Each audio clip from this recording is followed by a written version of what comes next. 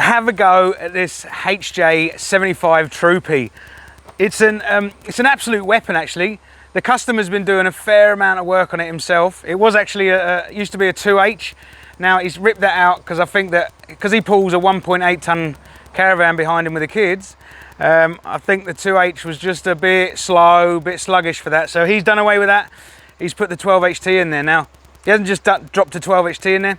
He's rebuilt it fully himself. He's also he's fabricated this massive front-mounted intercooler in there. He's a boilie, so he's done all the work himself. He's done a fairly good job in there. I'm pretty impressed with most of it. But this is an absolute vessel, mate. It's like a DP2D frigate, this thing. It's mad. Just look at it. It's just set up for touring, this thing. And we've got the ARB bull bar, King's winch under there. And now this one's running 33s on 15-inch rims. They're the Dick CPEC Muddies. Now, they're on what looks like Neg 22s, and they give this thing a real tough stance. Underneath, we got the Tough Dog suspension, and we've also got the adjustable shockies that go with them. Now, they give you a lot of options when it comes to on-road, off-road drivability and stuff like that. Other than that, the two-tone colour, I really like it. It makes it look really cool. Upstairs, we got the big basket roof rack with the light bar along the front there, and also an awning for the shade when you're touring and stuff like that. At the back, there's a mad rear bar with a single swing arm tyre carrier holding your spare out there, and that's really cool.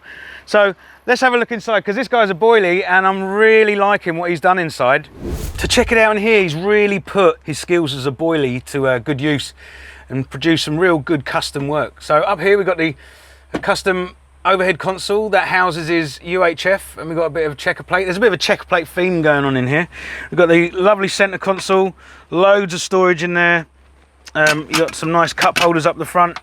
A little overhead light here. It looks like a retro light, and he's made the own little housing for that. That's really cool. Now he's done away with the rear trims, and he's got lots of little pockets in there so the kids can store their stuff, and again all made out of checker plate. I really like it actually. Real practical use of the space behind the cards there. But anyway, other than that, it's pretty stock standard. We've got his gauges up here, so we've got oil pressure, we've got boost and EGTs going on up there, stereo. Other than that, we've got his switch for his light bar, but stock standard. Other than that, it's really nice, man, really nice untouched dash going on in here. But let's go in the back and see what his touring setup's like. So check it out, mad tyre carrier. What a bit of machinery that bull bar is. So in the back here, it's really set up for touring in here. You got the forward-facing seats for the kids, very cool, and you can see the pockets in there for them. So he's done away with all the factory trims, and we've got this again checker plate throughout. We've got masses of storage here, and also I suppose you could put your bums on there and fit more people in there if you really want when you're out on the properties and stuff. Now I really like it when you see guys having a go themselves, building stuff themselves. He's got a cool box in here. Actually looks like it was like something out of an office, and he's made it work. The batteries are all in there. He's got his solar controllers on the front here. He's obviously got an inverter in there as well, because we've got 240 plugs at the front there, some switches, and he must have onboard air as well, because we've got a little air socket here. That's very cool. He's got the wire coming in through here, but how's your father? That's from the solar panel, but other than that, very cool. We've got a few bits. Obviously, he can't get his grill back on at the front there, so he said he's going to do all of that, fabricate. He said he might do it with a metal grill and work something out. So that's all in there, ready to go. Obviously, can't go anywhere without your fridge, so we've got a fridge slide in there as well. This is a cool rig. Right, so why is it here at Mr Landcruiser? Well, we've done a heap of mechanical on it, swivel hubs, tie rod ends, but the customer rebuilt the engine himself, and he just had a little oil leak there, and so we've had to take the diesel pump off and change the oil cooler cover.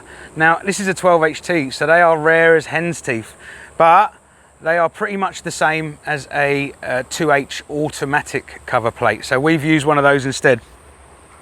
Now we got it all back together and it's all running perfect. Like I said, I've taken it up for a run up the coast and back, and it's running like a dream, man, now. So he's going to be really stoked with that.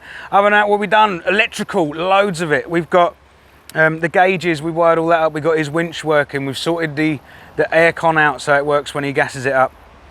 Tidied up a lot of wiring under the dash there. consolidated a lot of the wiring. His battery's been moved to the other side of the engine bay, so we've come up with a solution how to use his factory loom and plug in and not butcher it too much. So that's come up really well. I think the biggest thing for me was because he's got this custom pipe work for the intercooler.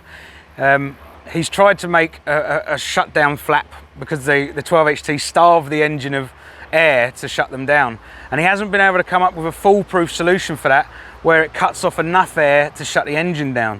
So what we've done, we've used a 2H AC idle up solenoid, vacuum solenoid, and we've rigged it up with a little rod and stuff like that, and we've used some VSV valves to activate that when the ignition goes off, and it shuts the fuel off, and it is really effective, really good way, and the customer's really happy with it. So overall, that's pretty much what we've done. The customer's here now, ready to go. He's going to be driving it all the way back to Glasgow today, so he's pumped, really excited. I'm really excited to see him take it away and drive it for the first time, because he hasn't driven it. All he's done is driven it down his driveway and onto the tilt tray to come to Mr Landcruiser. So check it out, and what a rig, man, what a rig.